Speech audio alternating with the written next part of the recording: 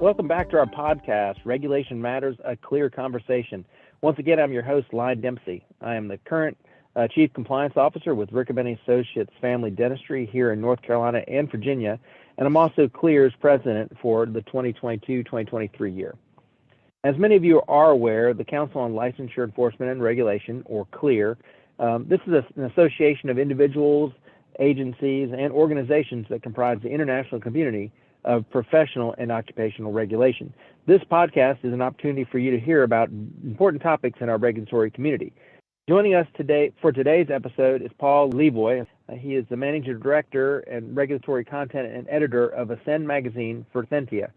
We thank Thentia for being CLEAR's premier technology partner, and we're glad to have you with us here today. I'm glad to be here. I'm a fan of the podcast. That's great to hear. We're super excited to talk to you today about regulatory news and current themes in professional licensing. So you serve as Thentia's Managing Director of Regulatory Content and Editor of Ascend magazine.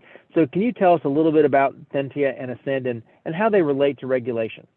Yeah, sure thing. Thanks, Lyon, and thanks again for the privilege of being here.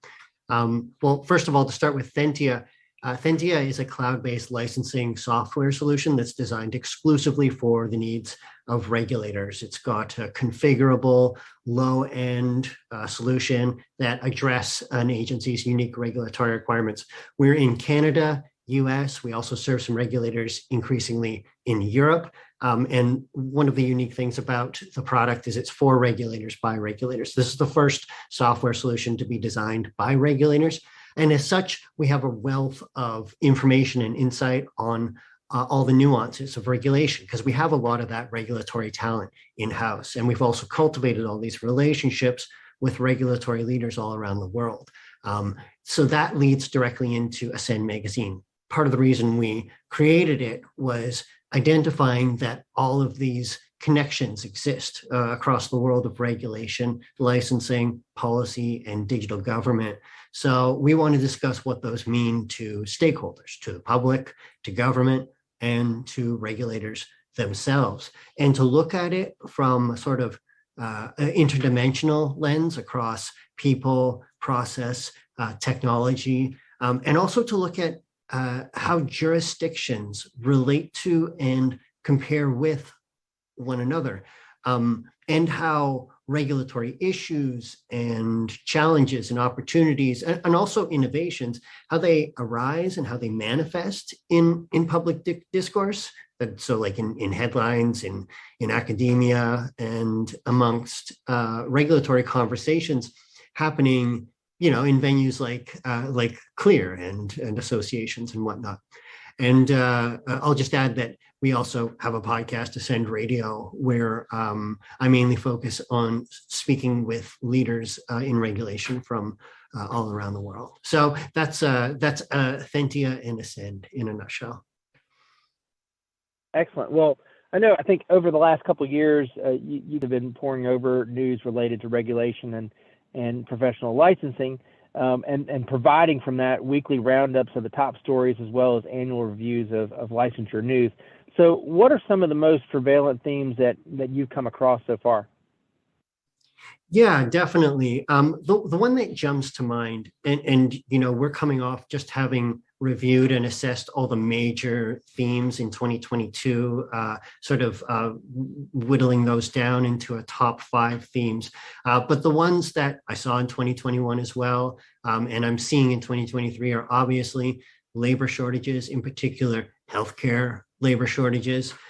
Staff shortages amongst healthcare providers were a top patient concern in the US, and the situation in Canada has become a full-blown crisis. There's millions currently without a family doctor, and there's patients waiting hours or traveling far from home for medical treatment. We even have several provincial governments here that are working with regulatory authorities now to streamline licensing processes in order to help international professionals and even those wishing to practice in other provinces to get to work faster.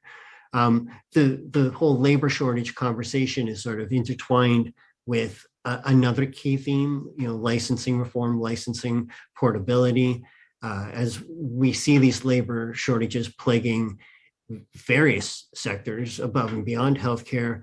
States have sought ways to streamline licensing, and you guys at Clear will know this well, but to streamline licensing to attract skilled workers to their states. It's a trend that continued across 2022. Just a few off the top of my head, Delaware became the 17th state to enter the Interstate Counseling Compact, and a number of other states have joined the compact as well, from North Carolina to New Hampshire, Mississippi, Alabama, states across the spectrum. Connecticut adopted the Interstate Medical Licensure Compact, as well as the Psychology Interjurisdictional Compact that was back in October. And some states have moved to recognize credentials obtained in other states through a universal licensure legislation. There's at least 4 states that had universal licensing activities on their legislative agendas in 2022. Further, Louisiana's Senate approved a bill that requires certain licensing boards to recognize occupational licenses and work experience from other states. And in Ohio, the House approved its own universal licensing law, which passed the Senate in June. And in Michigan, universal licensure legislation was introduced in the summer. Now, a few states have been quiet amidst all this, but by and large, there are regulatory movements across most states. Some calling for the expansion of, and in many cases, the deregulation, not necessarily of professions, but of the quote unquote red tape. It's a mantra amongst some governors, right. The scaling back of that. And then I'd say beyond, those two, we've seen a lot of activity around cryptocurrency regulation, particularly in the last 2 months, particularly since the FTX explosion. And then, ever since the pandemic, cyber attacks and sensitivities around cyber attacks, cybersecurity is a growing issue that continues to grow. This past year saw the average cost of a data breach in the US rise to $9.44 million, and the global average per data breach at about $4.35 million. So cyber attacks are an ongoing concern, and the more digital we get, the more remote we get, they're not going anywhere. And then I'd say cannabis regulation, it's as you'll know, it's a bit of an unruly beast state to state. I think what will be interesting there is seeing longer term comparative analysis. We have all these states trying different moves, regulating in different ways. After a year, after 5 years, what is that telling us about the comparative impacts, the consequences, benefits, economic impacts, and whatnot? So those are the things that I keep seeing coming up. Yeah, those seem to be, right on par with what, we're seeing as far as, most recently we were in Savannah for our mid-year meeting and winter symposium, and those were all similar topics that were, I heard it like kind of the for lack of a better term, the water cooler conversation, the stuff that was happening, away from program or committee meetings, that, everybody has these concerns. I guess, are there any, particular insights or takeaways that you're, could kind of share with us that you found from your coverage? Yeah, sure. I mentioned I've spoken with lots of notable leaders in regulation from all around the world, because, while it is always, nice to look within our own borders, within the US, within Canada, we find that, country to country, there's a lot of commonalities that we can find when we get to larger statistics and larger sampling size. I really enjoyed speaking with Dr. Marie Bismarck. She's an Australian doctor, lawyer, academic, a true triple threat in the world of knowledge and regulatory possibility. She's done tons of research over the years. And they've confronted a lot of challenging facts too that, don't always make it into discussions, like the fact that female health practitioners are twice as likely to die by suicide as women in all other occupations. And they've found, or she and her research groups have found that complaints to regulators tend to cluster around a relatively small group of practitioners. For example, staggering statistic, fewer than 5% of health practitioners account for about 50% or more of all the complaints to regulators. There's a small group. This is another theme that's been popping up again and again. There's a small group who receive recurring complaints. And Dr. Bismarck believes it's important to identify them early, not just in order to protect patients, but also to try and support practitioners back into safe practice where possible. I should underscore the size of the studies that she and her groups have done. She's collected data from over 700,000 health professionals across 15 different health professions. And then just to get further into those numbers, of those, only about 1,000 were the subject of sexual misconduct notifications. And in many of those cases, the complaint wasn't made by the patient themselves, but instead a fellow health practitioner that became aware of the sexual misconduct and then notified the regulator. I've also had some interesting conversations with David Benton, who's the CEO, you'll probably be familiar with, CLEAR, of the National Council of State Boards of Nursing. He talked a lot about, as well, intersecting with what Dr. Bismarck was saying, how technology is being increasingly used, or there's possibilities around using technology for complaints handling. About in medicine, for example, about 1.1% of the licensed population has a complaint against them. Some are going to be frivolous and others are going to be very serious. But with the strides technology is making, the regulator will have more opportunities to focus on those ones that are serious and also treat the others in a sensitive way. He and the NCSBN have provided funding to colleagues in the UK who did a really interesting international study looking at Australia, the UK, and Texas to see how AI could be used to screen complaints that were coming in. And one of the major findings they had from that whole exercise, which is worth reading about in depth, is the need to use technology to analyze the level of a particular risk that a particular discipline presents to the public, and then to, based on that list, determine what the appropriate regulatory intervention should be within that discipline.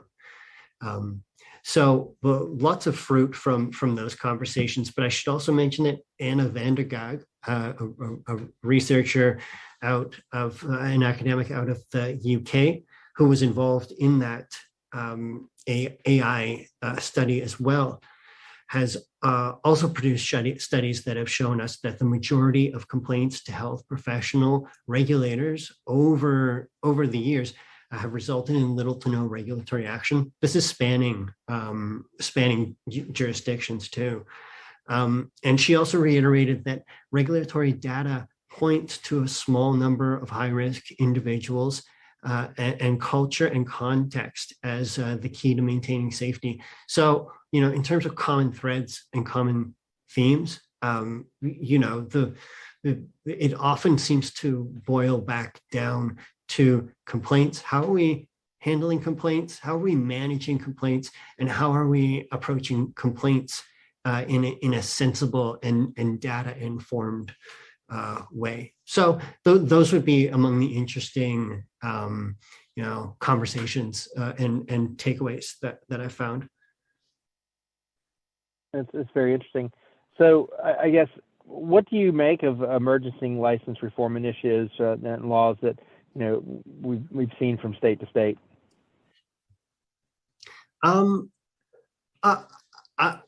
It's hard for me to have a take on it, but I look a lot at how various others are responding to it and what states are doing. I'm really encouraged and fascinated by Utah, and the work it's done, the very dedicated work it's done on licensing reform.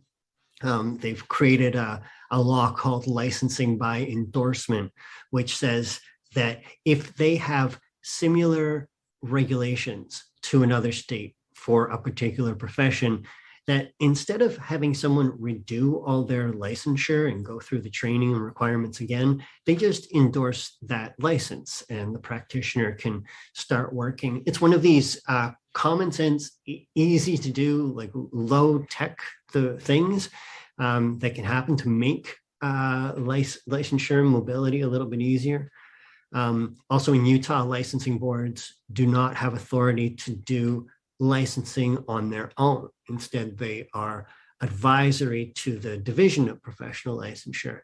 I take no stand on that, but it's definitely an interesting way of going about it, and it seems to be more the prevailing trend. They've also had a strong measure of creative thinking in how they've gone about figuring out which professions to evaluate for licensure reform first.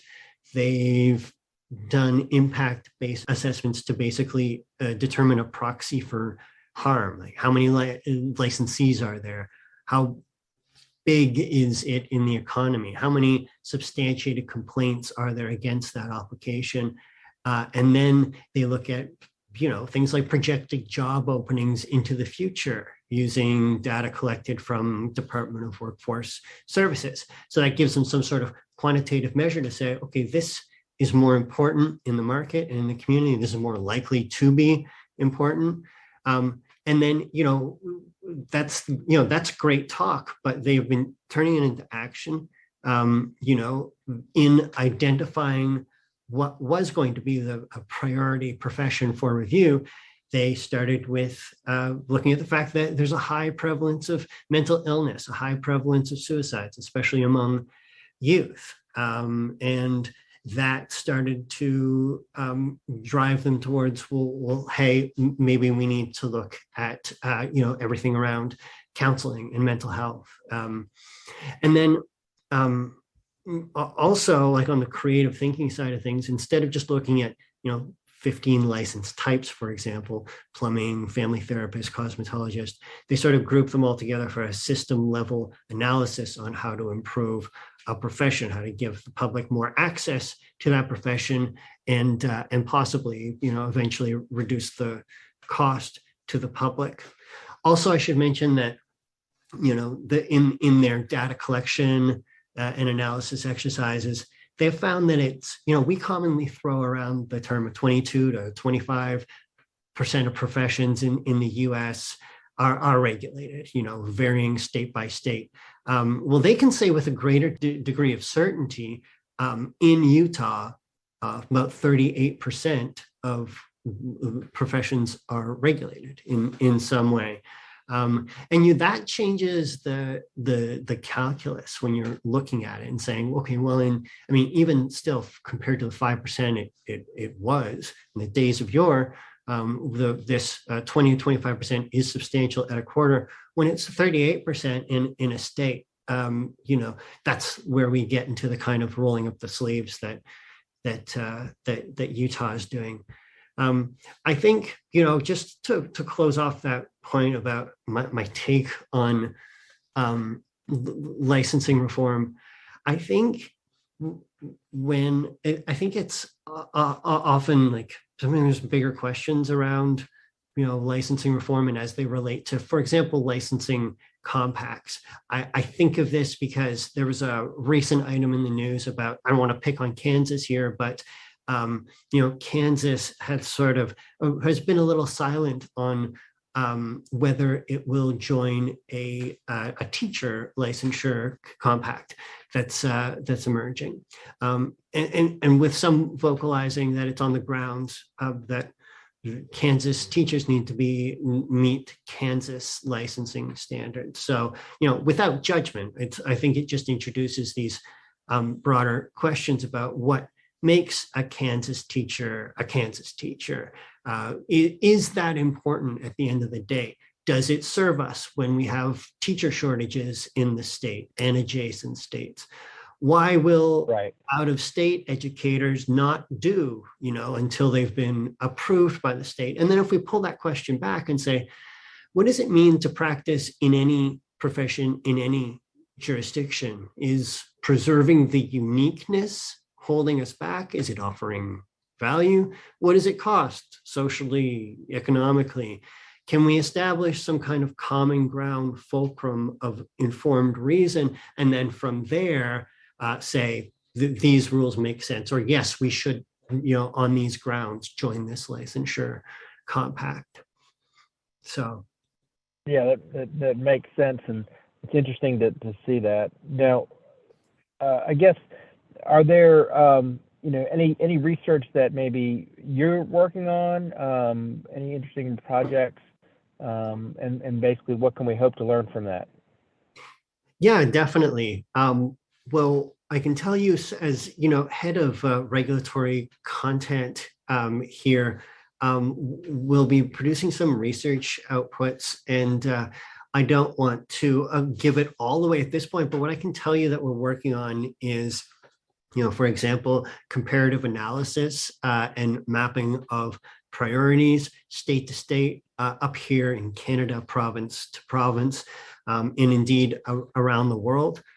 We know that a lot of the regulatory priorities for umbrella agencies and for smaller agencies will come down from the governor, for example, in Canada here by provincial order, and then in other places around the world by how the state is mandating or approaching licensing. Giving some more definition around that, and then looking at what it might mean state to state, province to province, nation to nation, but also measuring regulatory performance, as it were, and sort of indexing digital capabilities, and then also sort of providing informed guidance on how to achieve regulatory transformation. And then really, something that excites me is kind of painting a picture of tomorrow's regulator, tomorrow's, if we flash forward with all the tools and technologies that are within our grasp, if we flash forward to 2030, 2040, what does this process that we're going through today, that we've been going through for, time immemorial of, licensure in some fashion, what does it look like 10 years from now? So those are some of the key questions that we're looking that will result in some research outputs we'll be delivering. That's great. Well, you mentioned technology, and so it kind of brings me to my next kind of question. Obviously we've touched on a little bit about just regulation itself, and that seems to be, issues arising related to professional licensure. But is technology as much of an issue, or is it becoming more of an issue? Kind of elaborate on that. Yeah, sure. I think regulation and the challenges around regulation these days are often a conversation about technology, but never limited to. I come from a technology research background where there's always a people process technology matrix in anything. So it's never as simple as just technology, but I do see technology as a critical linchpin, both from the side of where is it enabling us to make existing processes better, for one thing, from as simple as paper-based licensure is still happening in certain parts of the country, mail-based, paper-based licensure where I'm filling out a form to get approved in my job. And then on the other side, what does technology enable us to do better with the insights that it can derive? All of the possibilities it presents once we more fully digitize government, and there are shining examples out there of where we can go. I also think about technology as it relates to the aging, exiting workforce, with 40% of those working in government, working in regulation, set to retire in the near future. How is technology going to enable regulators to manage and maintain the throughput, from the approval of licenses to the management of complaints, as nearly half of their workforce goes into retirement? Is some of that answer in AI? Yeah, sure, I think so, in terms of its capacity to turn complaints management into something more manageable. But I think also when we look at the choke points of managing licensing, they're often technology related, either in terms of, again, the possibilities it presents or where it is holding us back.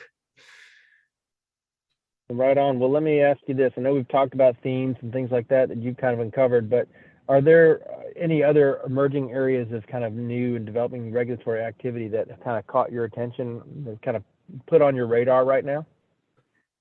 Yeah, sure. I'd say that the number one thing is probably unleashing the power of collective data that we have.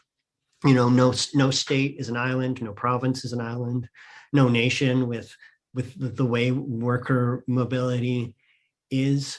I've alluded, earlier to the philosophy of what makes Kansas teacher a Kansas teacher. But I think the fact of the matter is there are, with worker shortages, there is a need for more mobility. And some might say that doesn't sound like a technology or data question, but it really is. I mean, we had an issue, no names being named. We had an issue a few years ago here in Canada where a doctor had lost his license due to patient harm in one province, and then 2 years later it popped up as a practicing licensed professional in another province.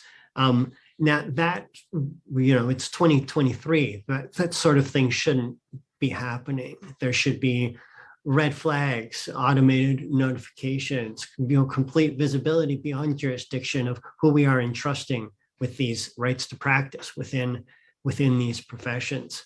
Being connected with all these other jurisdictions across North America, around the globe, eventually, having back to across all this talk about complaints that we had, having a barometer of risk for licensed professionals, I envision that as something that the possibilities of data very much present. And then I think emulating some of the digital first practices that we see in the private sector, where things like KPIs and OKRs and scorecards, I mean, these are just part of the daily language, part of the equation of profitability and results. And the beautiful thing about much of what I've discussed here is that it's all within our grasp right now. It's just a matter of achieving that transformation to sort of bring some of our government experience with government technology, with regulators and their experience with one another, up to a level that they deserve in this year. Well, excellent. Well, I think it's going to be great to talk about some of these themes, or as we move forward. But getting you to share with us today, I think, has been very helpful. As we're seeing things that are related to professional regulation, and we look forward to CLEAR's continued partnership with Thentia. So thank you, Paul, and thank you for speaking with us today. No problem. I had a great time. Thanks a lot, Line, and thanks everyone at CLEAR. Absolutely. It's been a pleasure. So thank you for being here with us. And we'd love to continue this conversation away from the podcast. So here's something for our listeners to think about. Many conversations around licensing reform intersect with those around interstate licensing compacts. Are licensing compacts a useful way to extend public protection while improving license portability? And here's another question. Is your state or jurisdiction engaged in any notable licensing reform efforts? Are they needed? Will they be useful? Why or why not? We really greatly appreciate and thank our members for your feedback. We're currently rolling out our new communities platform, and questions like these will be posted for our member feedback and for discussion. So we invite you to join the discussion there. I also want to thank our listeners for tuning in for this episode. We'll be back with another episode of Regulation Matters, a Clear Conversation very soon. And if you're new to Clear and to this podcast, please subscribe to us. You can find us on the Podbean or any of your favorite podcast services. And if you've enjoyed this podcast episode, please leave a rating or comment in the app. Those reviews help us to improve our ranking and make it easier for new listeners to find us. Feel free also to visit our website at www.clearhq.org for additional resources and a calendar of upcoming programs and events. Finally, I'd like to thank our Clear staff, specifically Stephanie Thompson, content coordinator and editor for our program. Once again, I'm Lyon Dempsey, and I hope to be speaking to you again very soon.